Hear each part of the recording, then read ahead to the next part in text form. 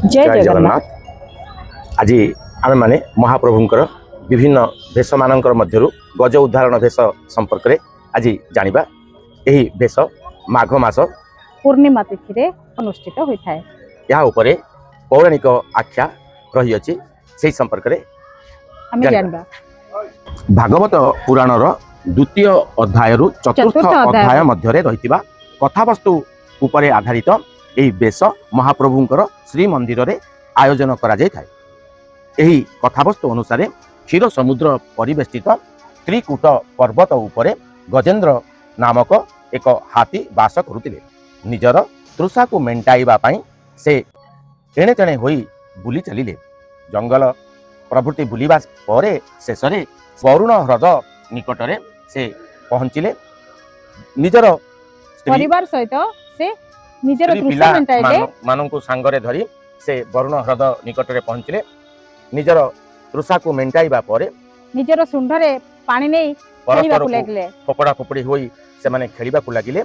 एतिरे क्रोधित होई गोटिए मकर गजर गोड़ को एपरी भाबरे जाबुड़ी धरिला। गज जेते चेष्टा कला मध्य से मकर ठारू निजर गोड़ को उद्धार करि पारले नाही। एही चालीथिला सहस्र वर्ष धरी एही खेल तांको भितरे चली पिला छुआ ए माने ताकू छाड़ी चाली गले। स्थूल बुद्धि होइतले मध्य शेषरे गजर स्मरण हैला पूर्व जन्मर किछि घटना। गोटिए पद्म फूल को निज सुंढरे तोली धरी भगवान विष्णु को से आराधना करबा को लागिले। भगवान विष्णु से समय रे लक्ष्मी को सहित पसा खेल रे मातिथिले। किंतु से संगे संगे गरुड़ उनको सांगरे लक्ष्मी को धरी से यही वरुण ह्रद निकटरे पहुंचिले एवं निजर चक्र को से पेशी मकर को दुई खंड कर निज हस्तरे गजर पाद को तार मुहरु बाहर उद्धार करथिले एवं कुंभीर को सेठी ता मुंड को चक्र रे काटी देथिले। यार एक तात्विक वर्णना मध्य आमे एठारे जानिबा को पाइबा। ए संसार हेउची एक सागर, जीवात्मा हेउची गजेन्द्र, काल हेउची मकर।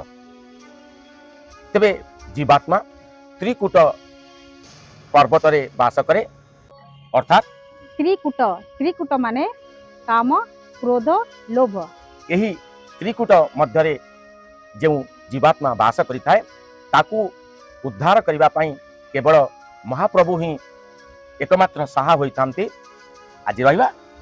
जय जगन्नाथ।